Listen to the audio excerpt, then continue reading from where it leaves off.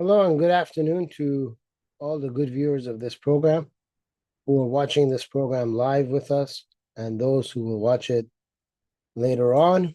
Allow me to share the link in Telegram for everybody who wants to watch it live.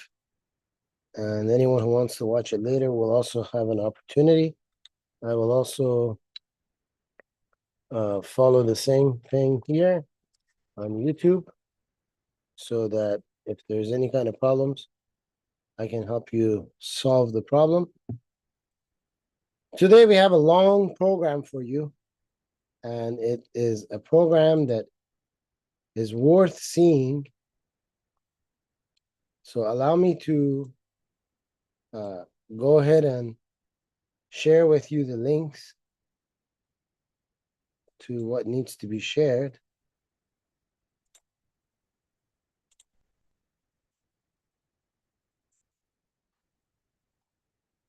Zoom keeps changing stuff around, so makes it hard for us to figure out. But anyway, you have the source. It should show up soon on your device, whichever device you're using. I'm going to set this one and see if I can open it in the app. That makes it better. All right, you have the link as well. So in the last 2 weeks, a lot has happened. A lot. Unfortunately, we can't cover everything in it, but I'm covering what I believe is the most important. We covered it in the Persian language just now, and now we're going to cover it in the English language.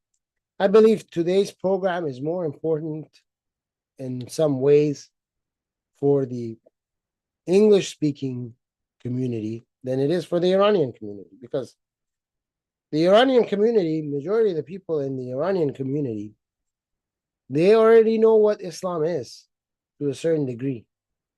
And they've already kissed it and left it to the side.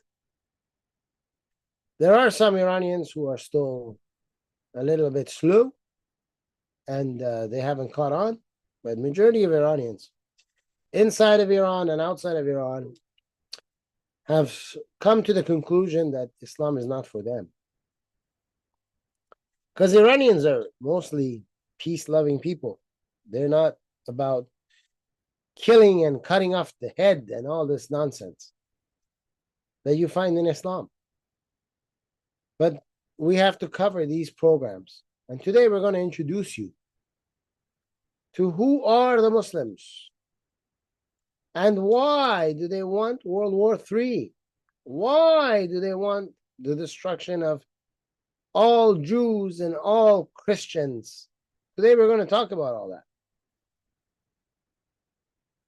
As you can see, the very first link is from Reuters. Reuters is talking about Hezbollah threatening Cyprus. You know, the West, due to wokeism, due to cancel culture, due to LGBTQ and all the rest, you know, you've weakened yourself to the point where now you're just afraid, like a cat. When the cat hears a bark of a dog and gets afraid, the West, unfortunately, is in that limbo where they're afraid. You know, they got half the population that's afraid of everything. You know, you name it, they'll be afraid of it,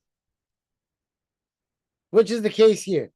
Hezbollah is threatening Cyprus that if Israel attacks us, we will attack Cyprus. Okay? Okay? Never mind that since October the 7th till today, we have barrages of missiles coming from Lebanon into Israel by Hezbollah of Lebanon. Don't worry about that part. There's nothing to see there, you know, just nothing to see. Move along, move along, move along. But if Israel decides to fight back and hits us, well then, now we have to go and hit Cyprus. You might be thinking, why Cyprus? Why? Well, as you know, we got NATO and we got European Union, you know. The problem is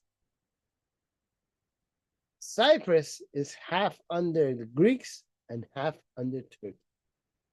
Obviously, Hezbollah of Lebanon is not going to attack the Turkish side, which is the Muslim side.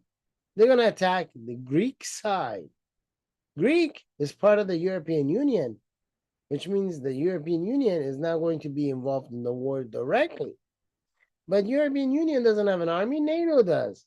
So NATO now has a problem because you have Greeks and you have Turkey, both NATO partners, so NATO allies. So you got NATO versus NATO.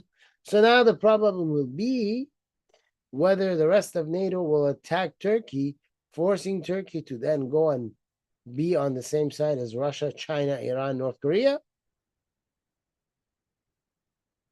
So initially, they want to split NATO. NATO's biggest army is of the Turks. So that's like one half of the army is just right there, and the other half is on the other side. So initially, this is a game plan that Islamic Republic of Iran's Ali Khamenei, the cockroach, is trying to use to weaken NATO for this World War III so that both sides can be more even out.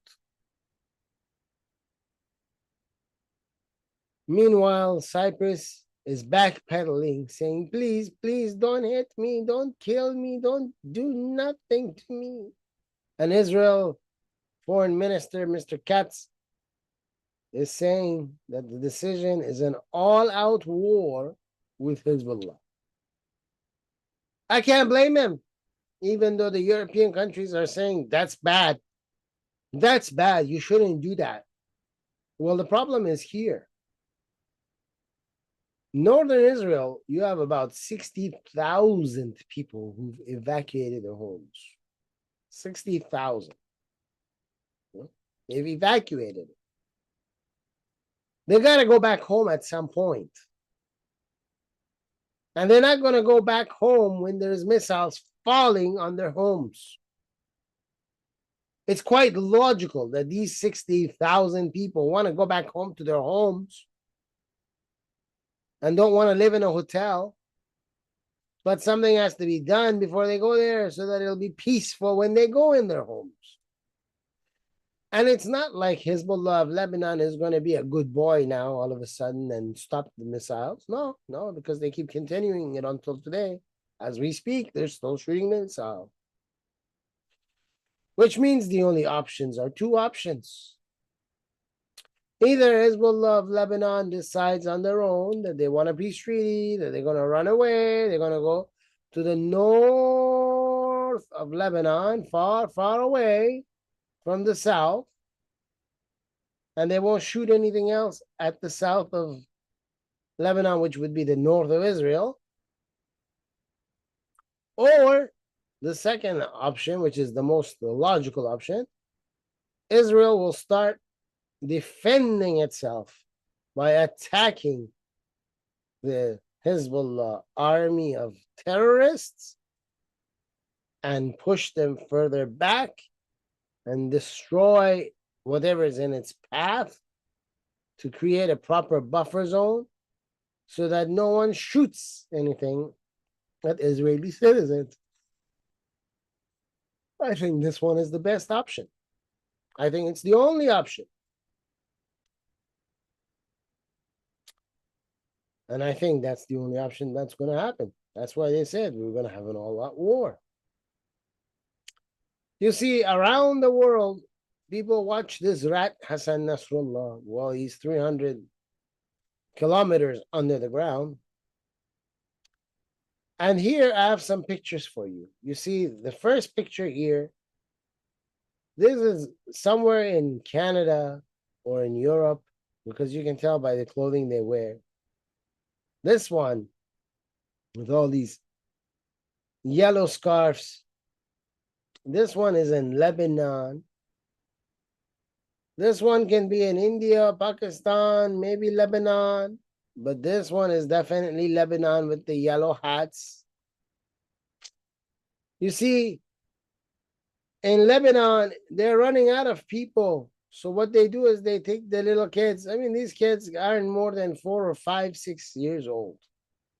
But they dress them up with dynamites. They give them machine guns to hold, like semi-automatic rifles and whatnot. And hey, go ahead, AR-15s and whatever. Go ahead, hold it. One of them in the middle will pretend to be Hassan Nasrallah, and the other ones are his army of fighters. They brainwash the little kids to hate the Jew and the Christian. This is what they do. I have 3 videos for you that I'm going to play. Allow me to bring the 3 videos up for you. Okay.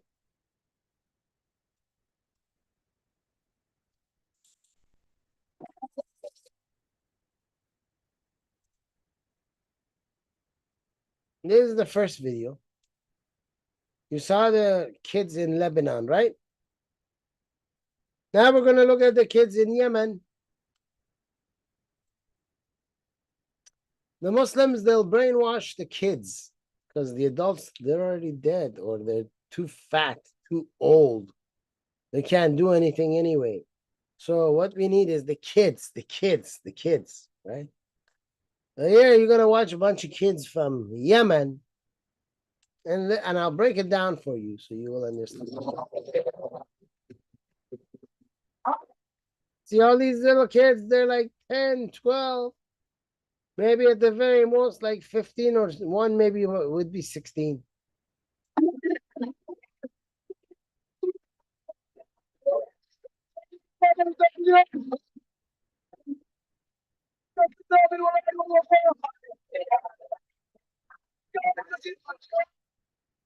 These guys are going to supposedly fight.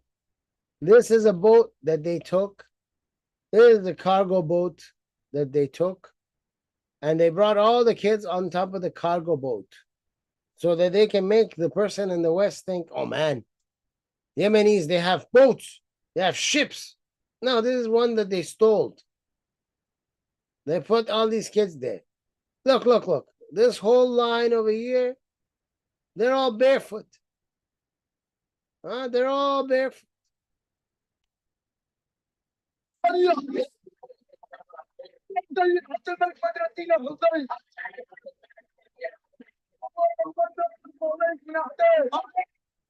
Oh, they all want to go in the path of Hussein. Hussein went and got slaughtered.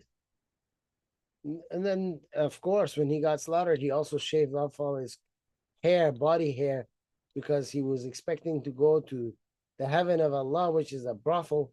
And he was waiting for his huriains, which are like a half species between an angel and a human being, like a some kind of a, if you mix the two together, a hybrid. Yeah. And they're waiting for sex.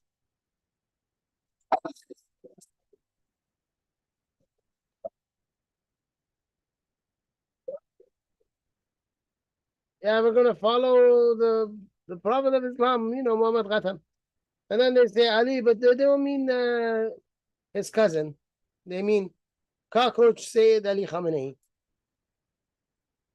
Because normally you would have to say the names before Hussein, but Hussein says, I'm from the Prophet, and the Prophet is from me.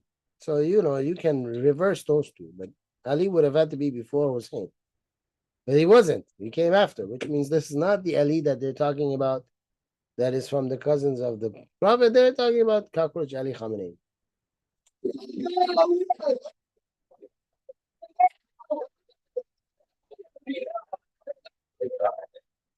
Al-Maut America means death to America. Al-Maut Israel means death to Israel. Yeah, they're standing on the American flag. Oh, yeah, yeah.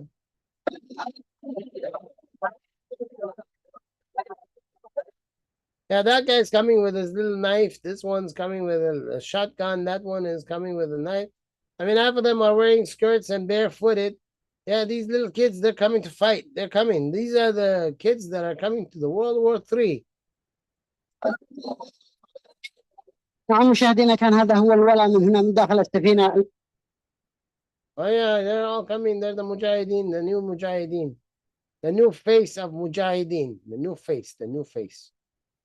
Okay, this is the new face of Mujahideen. The new face. But we have 2 more for you because because what you just saw was in Yemen and Lebanon. But we got more for you. If you remember a month ago, Raisi, the hand puppet of Cockroach Ali Khamenei, died in a helicopter crash, right? Well, Islamic Republic of Iran is holding votes for their new president to be the new puppet. In Iran, they were only able to muster, with all the cheating that they normally do and the fake ballots that they themselves sign, they're only mustering 13.37% of the public who can vote, meaning majority of the public did not vote. But the Islamic Republic of Iran has its agents, its terrorists out here in the West who live with you, the people of the West, and possibly work with you, the people in the West, and they went to vote. So let's look at this one guy who went to vote in England and what he's saying to the protesters who are asking him, why did you vote? So let's see what he does to them.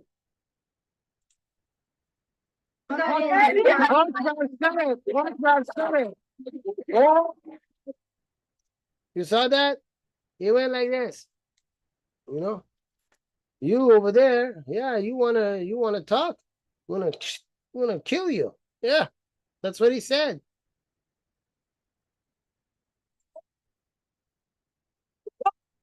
And look, we got the wokeism right here. Wokeism. Wokeism police officer, the woke police. Oh, give him a tap on the shoulder. You did a good job. I will aid and abet you. Yeah, you threatened to kill other British citizens. That's fantastic. I mean, what else would you expect? Yeah, you're a nice fellow. Oh, yeah, you can do it. The guy? Oh, of course, I'll aid and abet you, so you can flee before someone tries to arrest you. You need to find out who this police guy is. This guy who's playing the role of a police officer and is not protecting the public, this guy needs to be fired. You need to find out who he is. You guys need to take whatever is being said here and put it in with English subtitles. You need to spread this. Everybody should find out who that guy's name is, and they should plaster it around town so everyone knows who's this terrorist. You're committing a terroristic act when you plan to kill others. And they need to find out who this guy is so he can be fired and then charged for aiding and abetting a terrorist who just put out a death threat on a group of British citizens in Britain.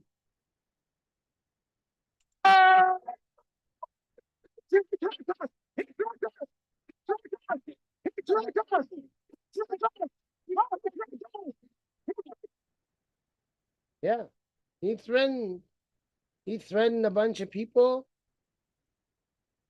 and the police did nothing. Nothing. What do you want him to do? Huh? Nothing. For you. We got another one for you. You might think, oh, that's just one. No. This one, they added subtitle. Good for them. They added subtitle. We're going to see it in a second. Here's another guy in England who voted.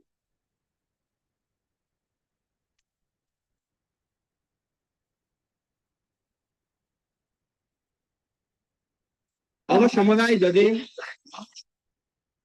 شما رأی دادین؟ Says, yes, I voted. Huh? What? Of course, I voted. میدونی که رأی دادنت یعنی تایید جمهوری اسلامی؟ He was asked, did you know that when you voted, that means you are giving a thumbs up and you are supporting Islamic Republic of Iran, mind you, this guy is living in England.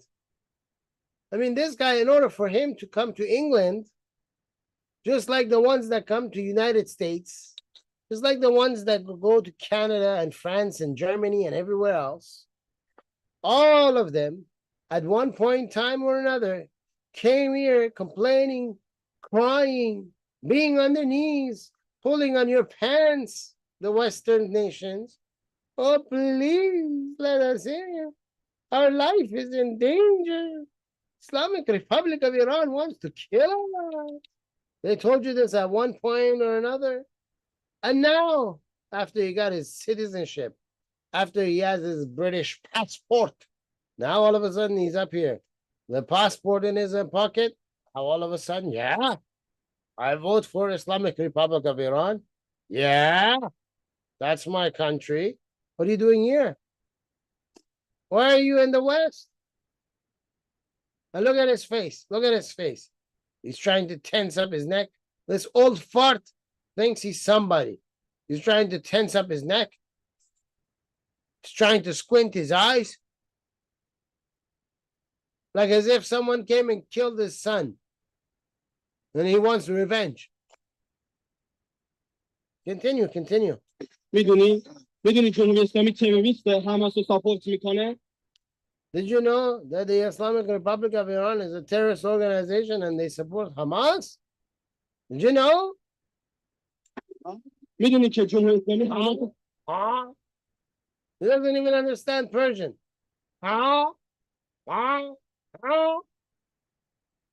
Instead of using words, I mean, we could use words in Persian if you don't understand. You can't even do that. Universal. I mean, this guy, at one time or another, one of his forefathers was a orangutan, and the other forefather of his was a silverback gorilla. And they had kids, and their kids got together, and a hybrid between them came out. An orangutan and a gorilla. Hey, you don't believe me? I bet you any amount of money. Go get a picture of a gorilla and put it right here beside him. And then look at the nose and look at the nose. Look at the mouth and look at the mouth. I mean, look at my lips. Look, I got lips. Huh? Where is his lips? I don't see no lips. And then look at that nose. My goodness. And then look at the forehead. I mean, this is a gorilla's face. You got the forehead, you got the nose, you got the mouth. And then look at the ears. I mean, the ears look like it belong to orangutan. You know, and then look at his color. He's got the carrot orange type color that the orangutan also had.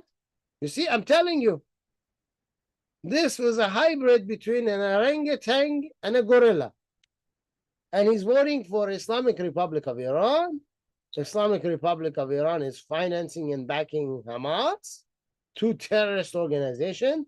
And he's sitting in your England country. Yes. Huh? And he talks like this. Huh? He doesn't know how to say a word. Huh? You have to tell him everything twice.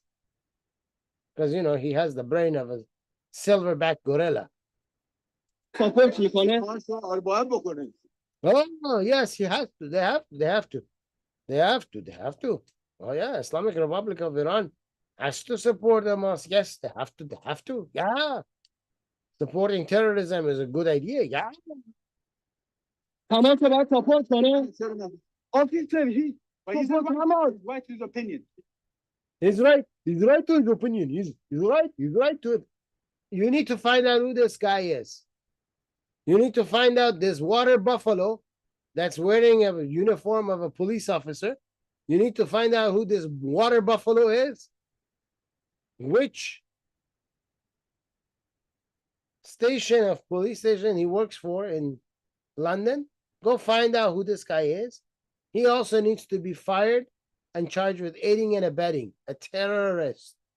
He's aiding and abetting a terrorist. He says a terrorist has the right to defend terrorism. in your Western country.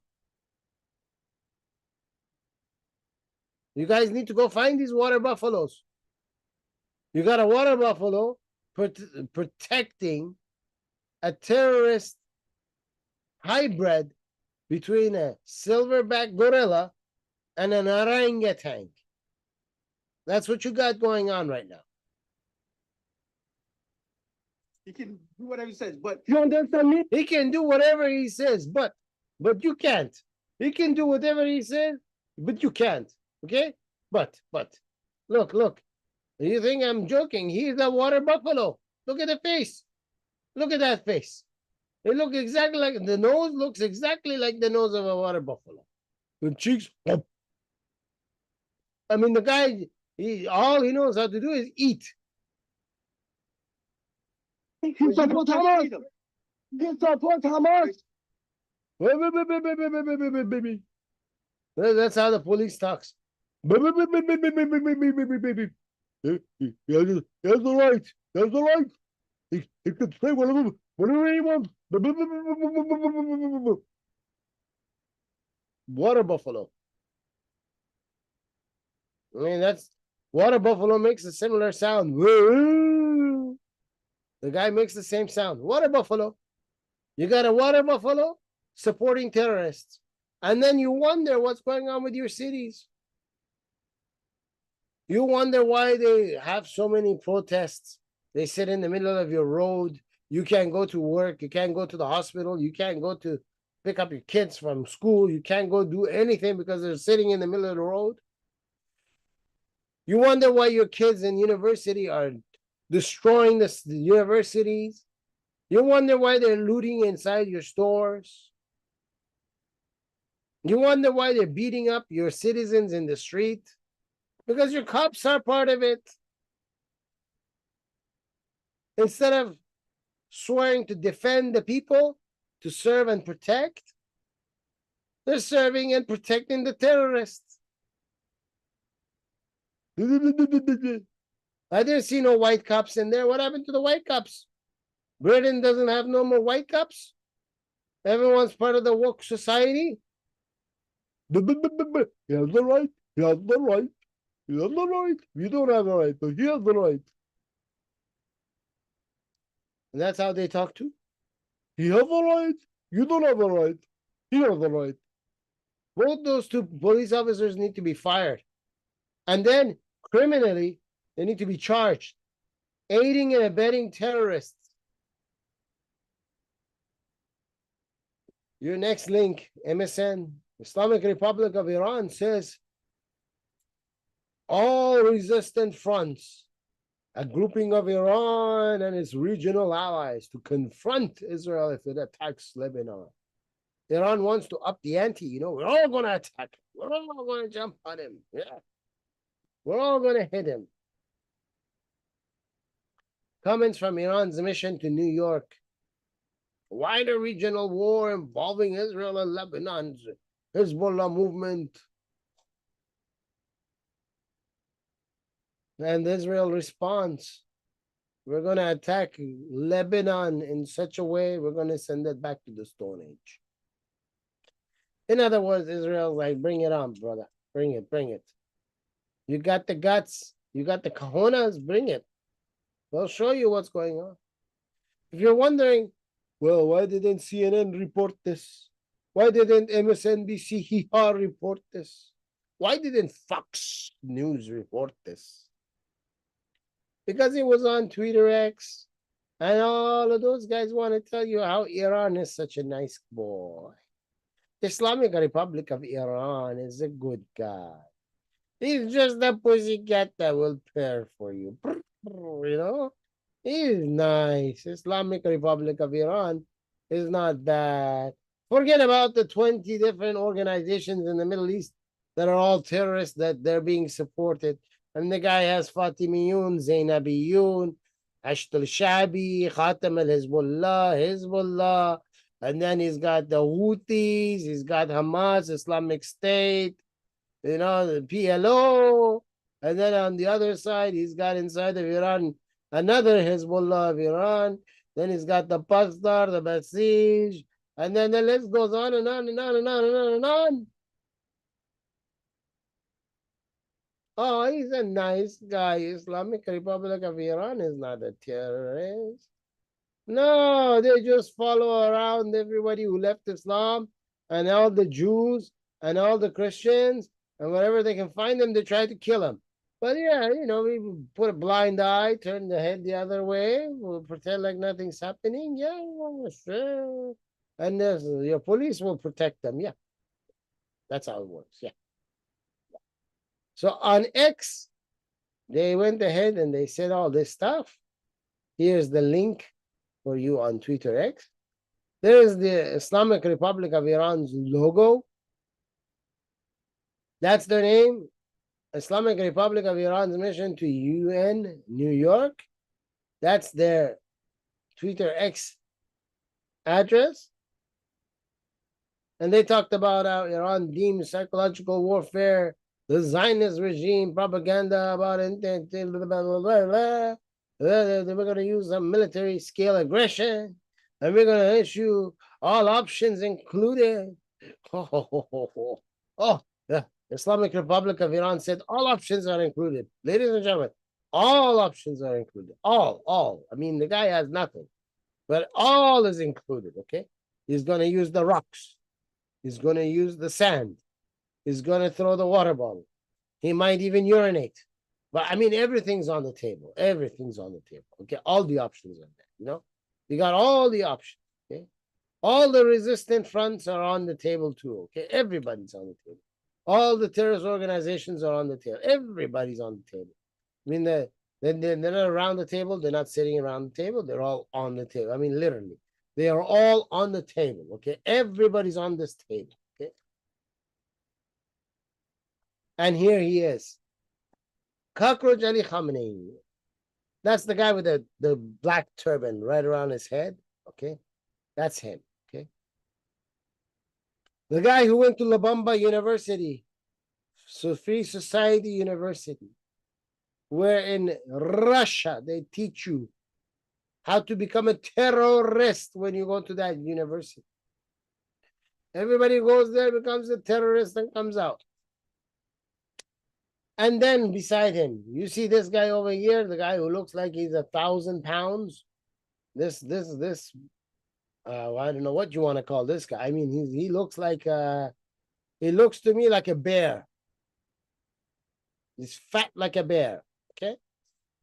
Before hibernation, because after hibernation, they lose a lot of weight. Come on, I mean. But this guy, he never loses any weight.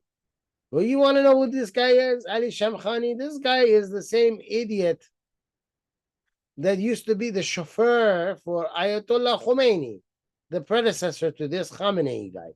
They're different from each other. Khomeini is dead, Khamenei is alive. Their names are also different. One is Khomeini, the other one is Khamenei. Okay, they're different from each other. Okay?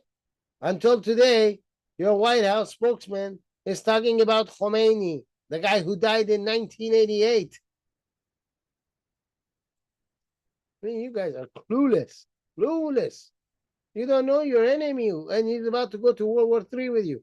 And you're still, I'm talking about your knowledgeable ones, you know, like McEnany. When she was with Trump, and she was the spokesman, or spokeswoman, we should call her, Kayleigh McEnany.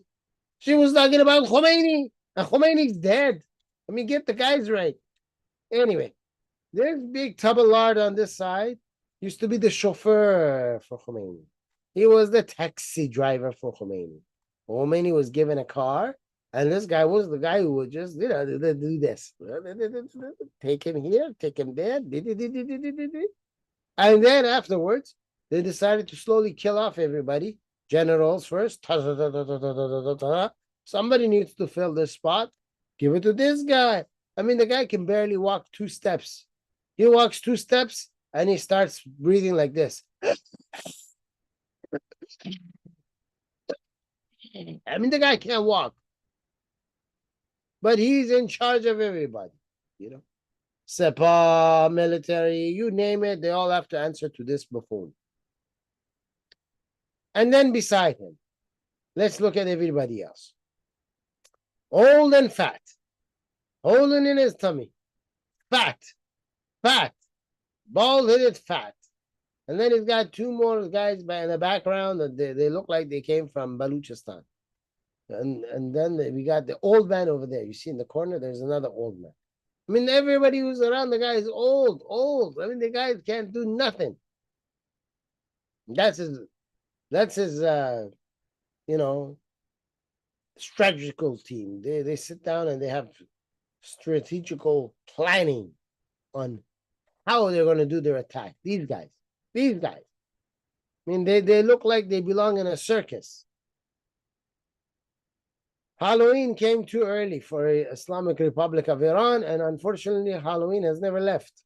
You can wear the clothes of a military personnel and pretend like you're somebody. And then at the end, you're nobody. The next link for you. Israel's response to Iran's tweet. Yarkatz says that in the case of an attack from Iran or any of its allies anywhere in the Middle East, because any of the countries like that can jump in and help Iran. He says, if that happens, he says, I understand that we have the capability to use doomsday weapon. See? In other words, if Iran does anything, we're going to nuke the hell out of them and any other country that tries. Well, they say regarding the Iranian attack, you see, I left it in blue for you. It says our engineers told us, this is the last one where 316 missiles were. It says, go to sleep. Everybody in the country, go to sleep. In the morning when you wake up, you'll see there was nothing.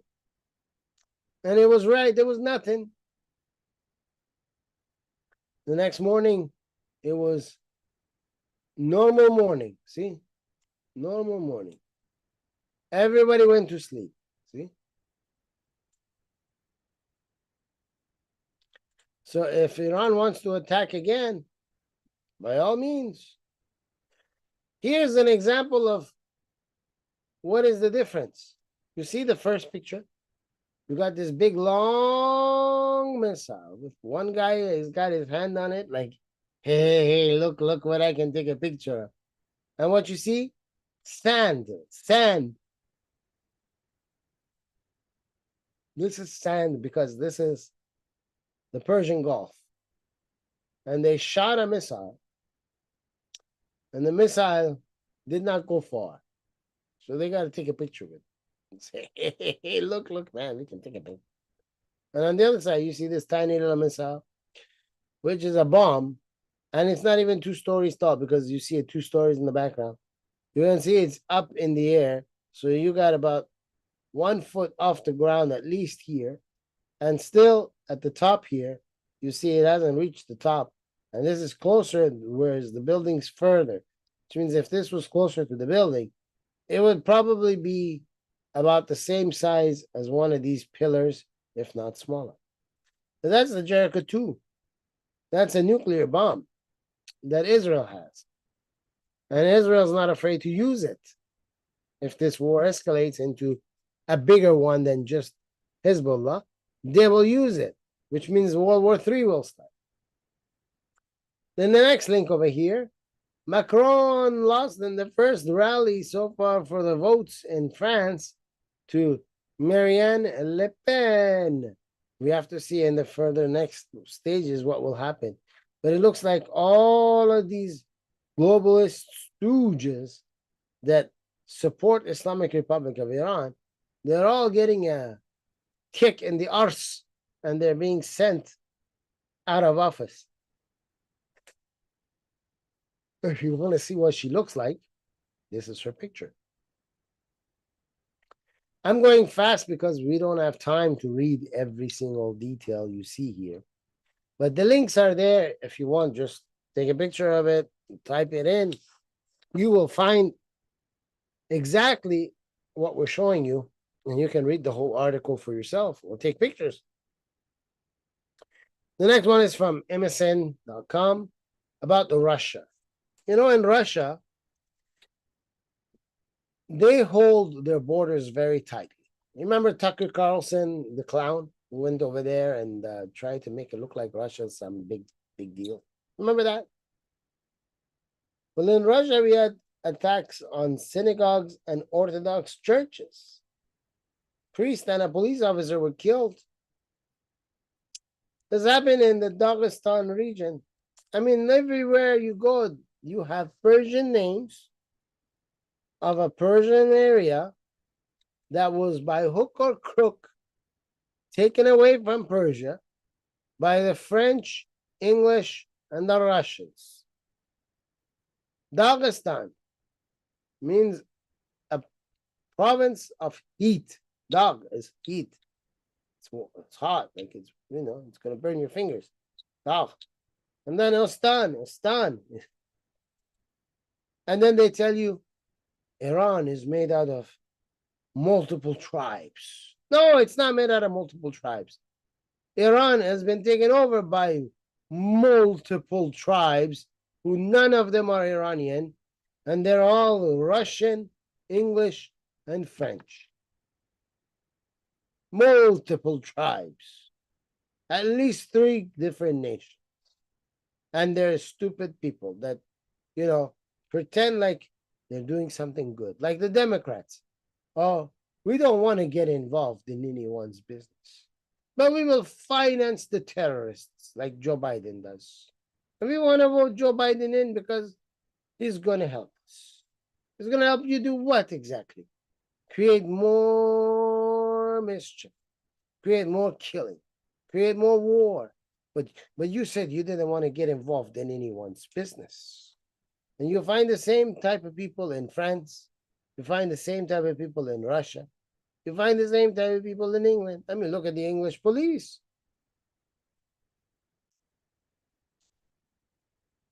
Shamil Khodulev, chairman of the Public Monitoring Commission in Dagestan, says 66-year-old priest was slashed in the throat, like they cut his throat, like from here to here, you know, inside the church.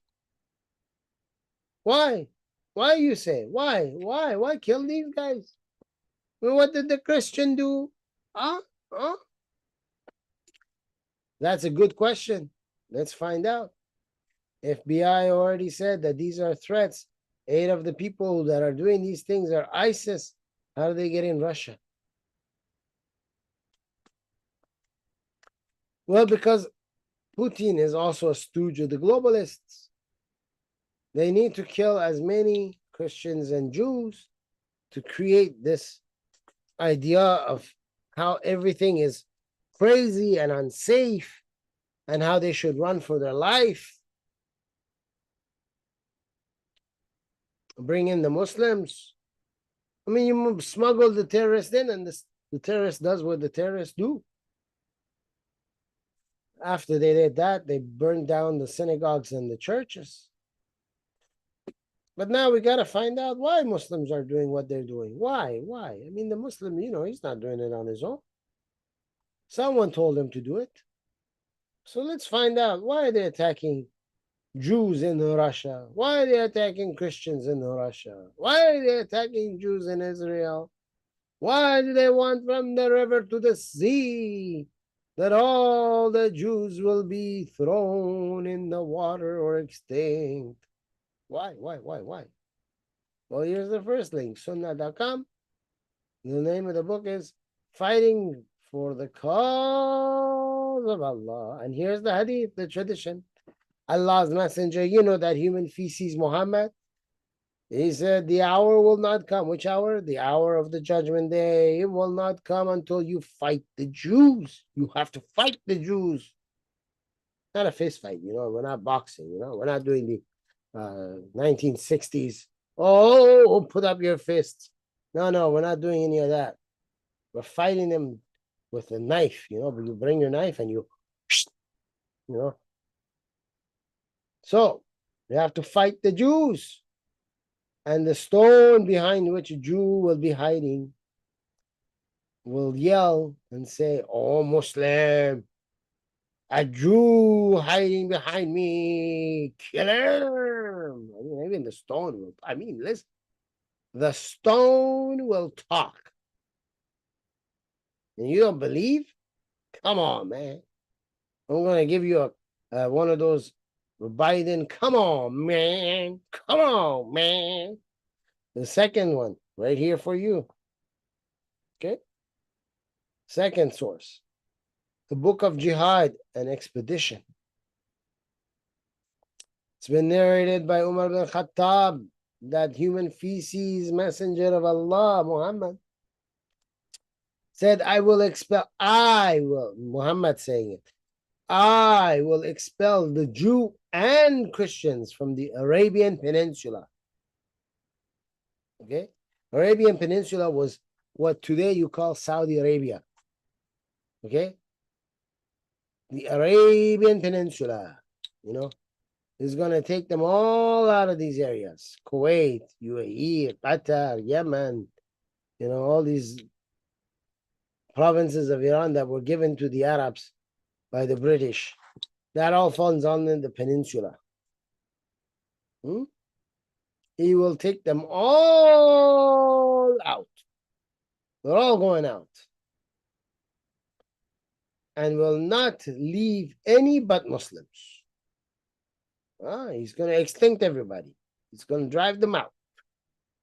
If they don't get driven out, they're going to get killed. And Sahih Muslim.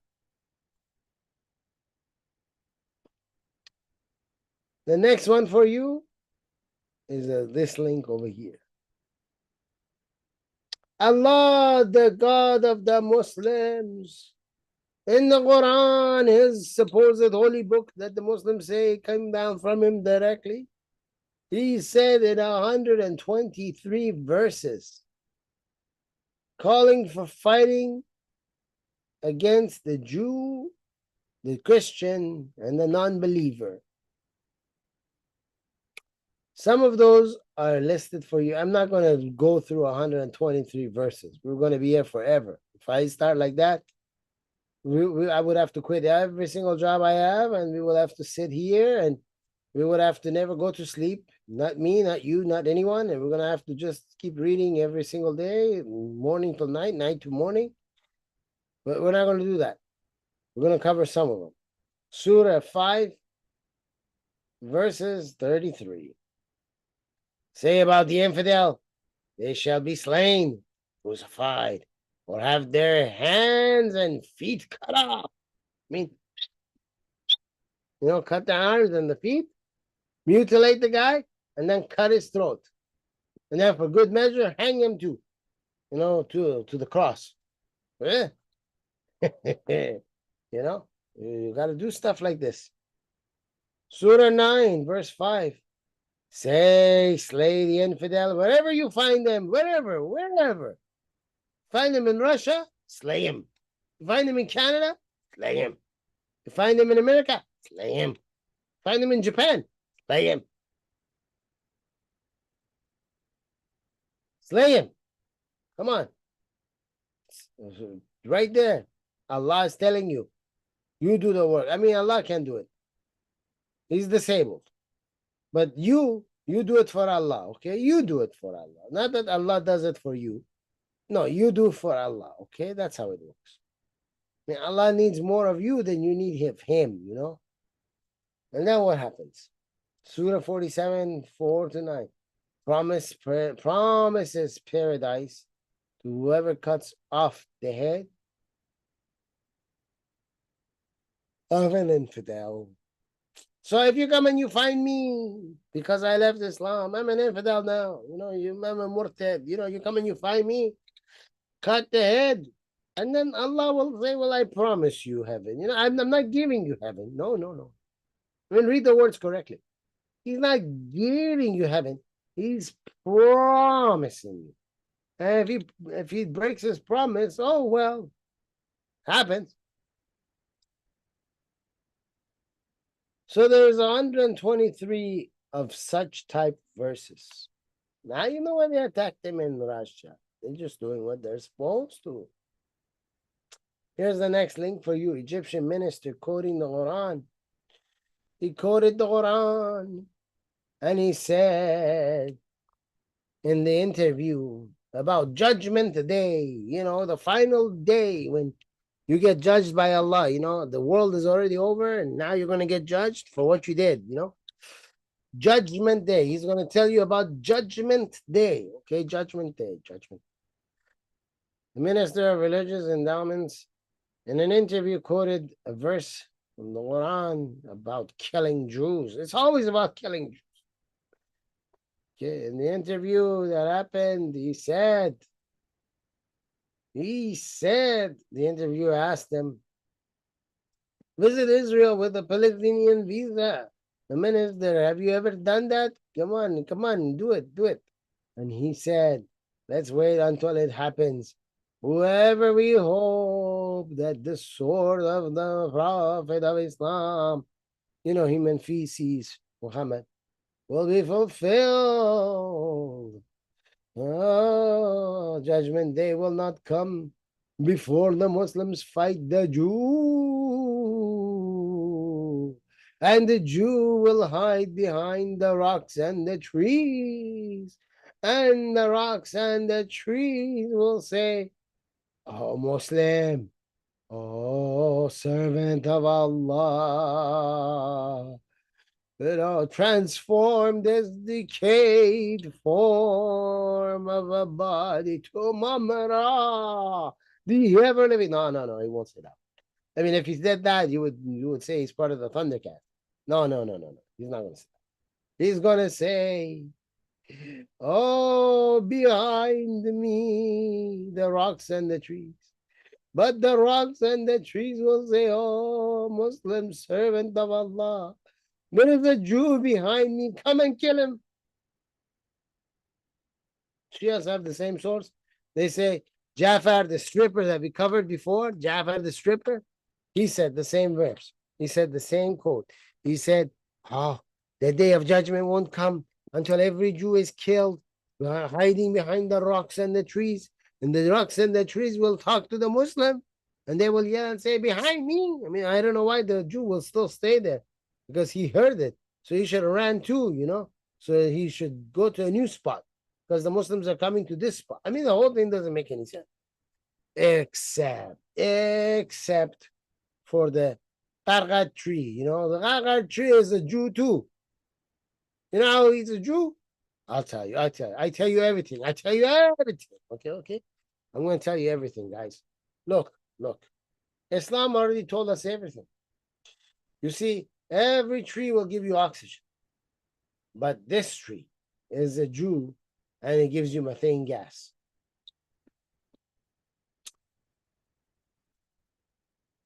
In 2010, Mohammed Morsi referred to the Jews in Israel as Zionist bloodsuckers. They're bloodsuckers, like a vampire, you know, or like a bat, or like a leech, or like a tick, or like lice. They're bloodsuckers. But then every year, people go to Hajj. They go to visit Allah's house in Mecca. They want the Kaaba, you know, the Kaaba. They want to go to the Kaaba. They want to see Allah, you know, they want to become a Haji. You know, you get the label Haji on you when you go to Hajj. You know, everybody wants to go to Hajj. But unfortunately, when they go there, they get trampled underneath their own feet. And then they die. And then their dead bodies have to be returned back to their home. Coincidentally, you know, when you go to the highways and you're heading towards Mecca, they have signs that says Muslims only, which means you got to turn around and go back. But, Satan, the main guy, Satan, did you know that his house is only 30 minutes by walking away from Allah's house? And they're both in the same city? Apparently, he kicked out everybody but the Satan, the worst one of all. You know, he's allowed to stay there. He's the only non-Muslim that's allowed to stay there. I mean, I don't know why they don't kick him out. This is his house. These are the houses. I mean, he's a rich guy. He has many houses. 3 levels up, multiple structures. I mean, the guy's rich. What can you do, you know? And these people, they came to throw. I mean, and they're bald, not like me because I shave my head. But these guys are really bald, you know? So it's like target practice, you know, for the guys in the back. You know, like when you go to the bar and you throw the target, the dart has to go inside. You know, yeah. Same thing here, except here, the bald heads are the target. I mean, you got tens of thousands of people, million, same day, they're all here, and they're throwing the rocks, you know. The guy with the way back over there, he can't reach that structure. So he throws the rocks, it hits these people in the head. You wouldn't believe how many people get a blind eye, how many people their skulls break because the rocks are different sides and the power, you know, how you hit the guy in the back of the head. You wouldn't believe it. And then there's Allah's house. And with all these people surrounding it, they were all over here. Okay? Now they're all over here. But you know, Allah, He cannot do much, you know. I'll tell you why. Allah has one head. He's got furry hair, you know. He's got 2 eyes. Then he's got a shin. That's right, a shin. Okay. His head is connected to his shin. He's got 2 arms. They're both on the right side. One arm's got 3 fingers. The other arm, 2 fingers. I've been talking a lot.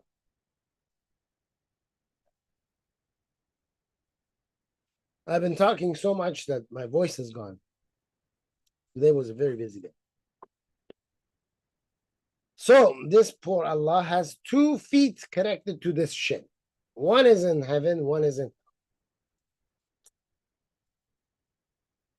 Here's the problem. You know, the real estate agent that was selling Allah and Satan their respective homes. I think he liked Satan more because Satan bought his home in Mina, which is in the mountains, raised up from the land. But poor Allah, you know, he's a poor guy. You know, Allah is a poor God, you know, he's a very poor God. So Allah decided he was going to buy his house in the southern part of the city. The problem with the southern part of the city is back in the day, before Saudi Arabia got what is called plumbing, which has been around since the time of the Byzantine, they had these little areas like a ditch beside your house that went towards the south of the city. And every house had like what we'd call a doggy door. And you would wash whatever you're washing, like your clothes, your pots and pans, and you would have that water go down. Well, this water would go all the way down to Allah's house, the Kaaba. And when it floods, it brings everything down with it. The feces of human beings and animals, dead bodies of animals, menstruation rags, you name it, it comes down. And look at the water. And this has been going on for a long time, ladies and gentlemen. That's just 2 pictures. Here's more. Here's another picture. Here's another picture. Here's another picture. You see, we have the black and white too. And you know, Allah has a stone that looks like a vagina. I mean, I don't know what else to tell you, ladies and gentlemen. They put this silver thing around it to make it look like a vagina. And the Muslim Abdul will go there and he will touch it. Then he will kiss it. You know, he has to kiss the stone, the vagina stone, but he has to kiss it. But this vagina stone, you can find something similar to it in Hinduism. I mean, look, inside the vagina stone, all this brown that you see, that's all wax. And then the stone is right here. 1, 2, 3, 4, 5. You see, you can't tell unless you have a close-up. And these are your little stones. 1, 2, 3, 4, 5, 6. 6 tiny stones is all you have. Here you see there's a silver thing right there, and all the Muslims are hovering around it. They all want to finger the vagina. You know, they want to put their hand inside like this, like, you know, like as if they're all in some kind of a XXX video. You know, let me put it in. They fight with each other. I want to put it in. Then over here you have the Shiva, you know, the Hindu god Shiva. Well, Shiva has the vagina, which is this silver thing, and you can see each round they go, it's a vagina. But Shiva also has a penis, and that's the penis coming in and out the vagina, you see? And the Hindu will go there and they will touch it, and then they will kiss it. And the Muslim copied them. Muhammad copied the Hindu, and now we have a vagina. But the vagina has been there for a long time too. He just changed the location where the vagina should be and call it a day. Hajar al-Aswad, here's the link. The link is About Islam, Reading Islam, Understanding Islam, Black Stone stolen from Mecca. Oh. You know, Allah has this whole verse, so small verse, about the people of the elephant when they came from Yemen and they tried to attack the Kaaba. They brought these little birds and they threw stones. And the whole army died. It's finished. So there's a guy named Al-Gharmati that you're going to read about over here who stole this whole big giant stone. And nothing happened. We know he can't protect his house. Allah can't protect his house. Now he can't protect his stone. Al-Gharmati, who was an Iranian, came and he stole the black stone for 23 years. Okay? For 23 years, he stole it. Every day, he did his number 2 on the stone. Eventually, they came up with the amount that he wanted so that he can give them back the stone. Before giving back the stone, he crushed it. I mean, you know how hard you have to hit the stone to crush it? He crushed it, so he leaves just these 7 pieces. Okay? Al-Gharmati also killed about 30,000 Muslims who went for pilgrimage to Hajj. Allah could not support his house. He can't protect it. Allah cannot protect his stone, which he says came from heaven. Allah cannot protect his guests who come to visit his house. 30,000 died.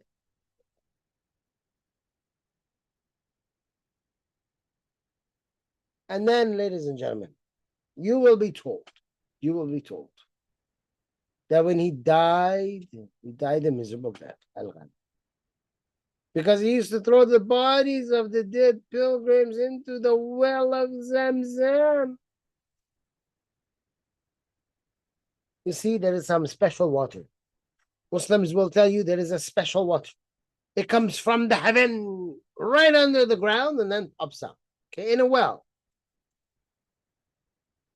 They will tell you that Zamzam is good for everything. I mean, it cures everything. I don't know why when COVID was going on, why they closed down the Kaaba. I mean, they got Zamzam water there.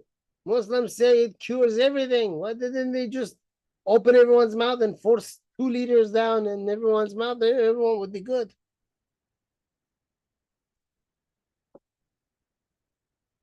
But Gharmati threw all the human beings in there so that the water was filled with blood. The same way they attacked the Iranians during the time of Khalid bin Walid. And he cut the shoulders of all the Iranians so that their blood filled the street. And he took his bread and dipped it in the blood and ate it to say he ruled Iran. Same way, Gharmati is taking revenge. Okay? And eventually they tell you he died a horrific death. He died a horrific death. That's the only way the Muslims can do something, you know. I mean, he even changed the Kaaba. He told them, you got to come to a masjid named Al Masjid Al Dirar if you want to do your Hajj. And the Muslims were so afraid they were going to Masjid Al Dirar instead of going to the Kaaba. So he was making a joke out of them. And then they say, oh, he died a miserable death. You see, Muslims always have to get the last word. Oh, he died a miserable death. You know, his body got eaten by the worms, you know, by the worms. Like as if everybody who dies doesn't get eaten by worms. Well, Mr. Muslim, I have a news for you. News flash. Your prophet, Bata Muhammad, when he died, his body was eaten by the dogs, the street dogs. They left half of a shin and a half of a forearm for him. Then when he died and he was eaten by the dogs pooped him out and he turned into dog poop. I think that's a more horrible death. You know why? Because afterwards, other insects come along and they put their larvae in the dog poop. Like beetles and many other animals. And then the worms come out of those larvae. Looks like your prophet had it worse.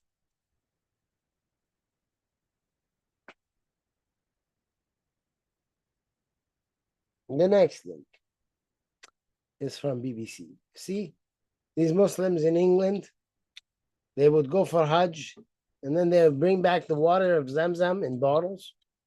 And then they go to their stores and they start selling it illegally. And then BBC did a report, and we're going to go through this fast. BBC did a report. They said this Zamzam water is poisonous. They said that it particularly because of high levels of arsenic. And then the Arabians in Saudi decided the jig is up. Everyone now will know this Zamzam water. Allah couldn't protect the Zamzam water. Allah couldn't protect the stone.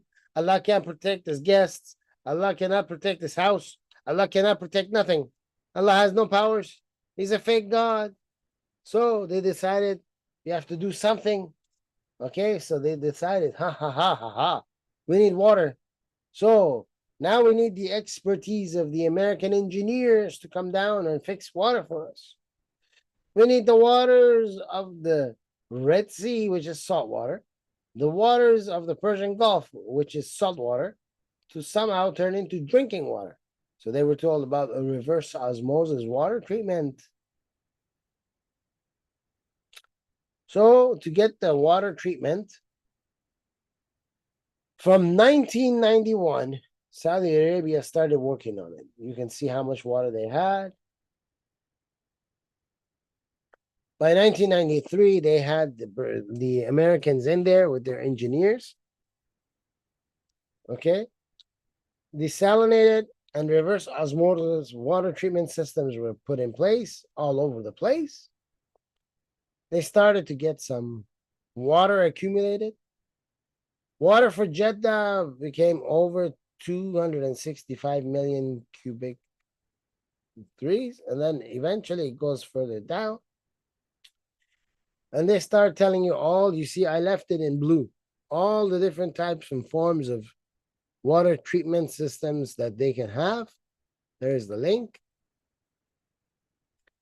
And then in 2021, they said that now they're producing over 2.2 billion cubic meters.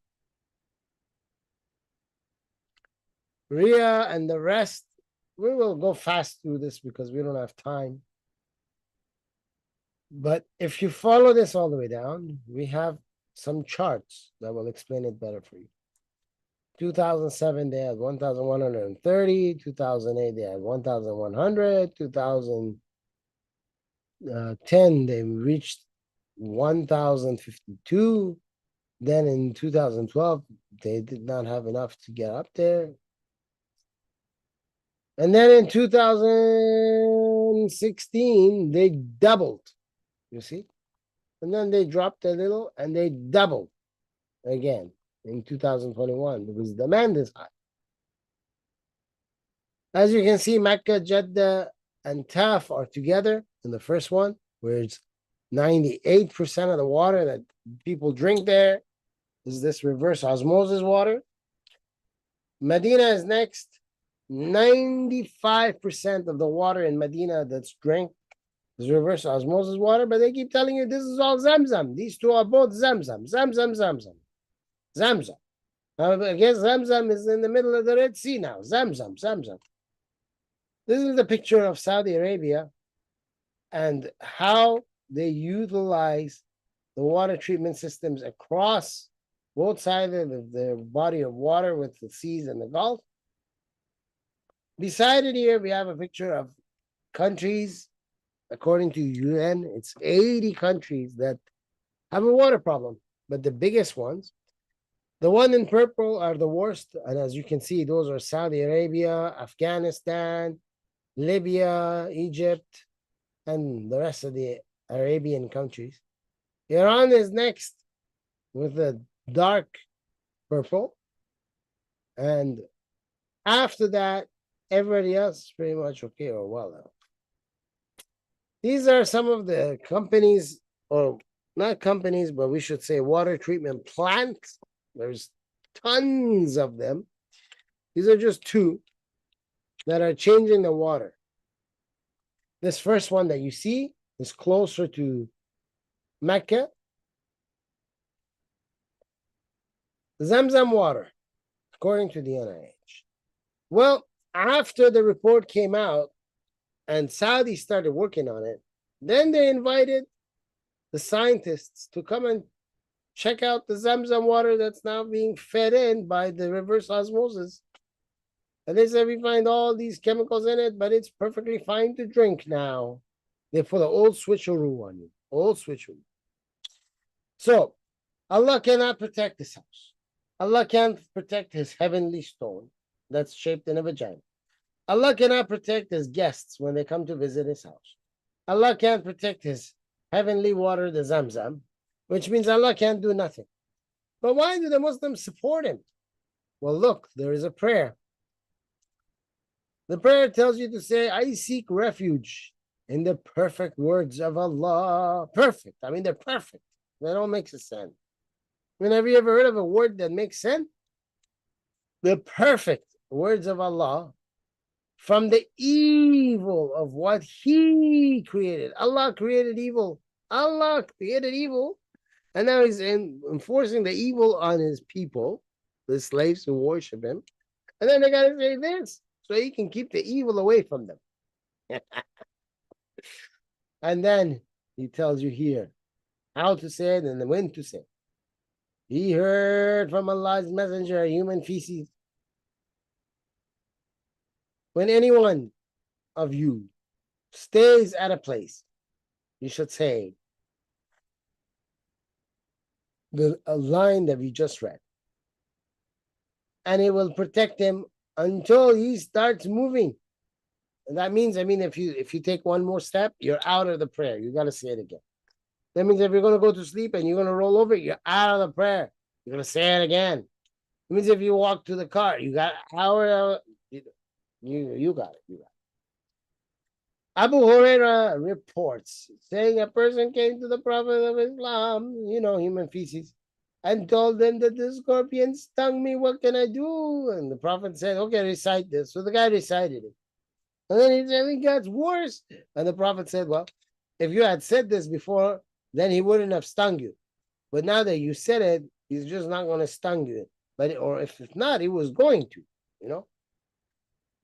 So in other words, if the guy dies, he dies. Allah can't do nothing. Even when you do the prayer, He can't do it because it already happened. So now we've met the players. We have Allah who can't do nothing. And we have a bunch of stupid people who don't have even 2 cents in their head. all the screws are loose, and say you have to kill the Jew and the Christian. So, if you don't want to be killed by them in the future coming days, get rid of all the Muslims from your country. Or at least get rid of any cops that abet them. Put force on your representatives for the government so that they can help you in getting rid of these Muslim terrorists from your country. So you can save yourself. Or else tomorrow these guys will come along and they will start killing you like they're doing in London, England, and everywhere else, France and Germany, and we keep reporting it for you. You see, this Allah cannot do anything. You've met the retards that listen to this Allah, like Ali Khamenei, Hassan Nasrullah, and the rest. Now you know who is going to fight you at World War III. Who's beating the drums? Dum dum dum dum dum dum dum for World War III. And now that you've become familiar with them, you know what you got to do? You got to support channels like this channel that come and they talk and give you the enlightenment to realize who they are. You got to find out the terrorists in your cities and report them. Get them on the watch list so that they can be watched. These are things you have to do to protect your cities, wherever you're living. So with that being said, I'm going to leave you in the hands of Jesus till our next program. If you find out that you've learned stuff from our program, click the subscribe button. Don't forget to write a good comment underneath. Give us the thumbs up. Share the program with others. Tell them to subscribe. Tell them to also give us a thumbs up. Write a good comment. And until we see you again, I leave you in the hands of Jesus.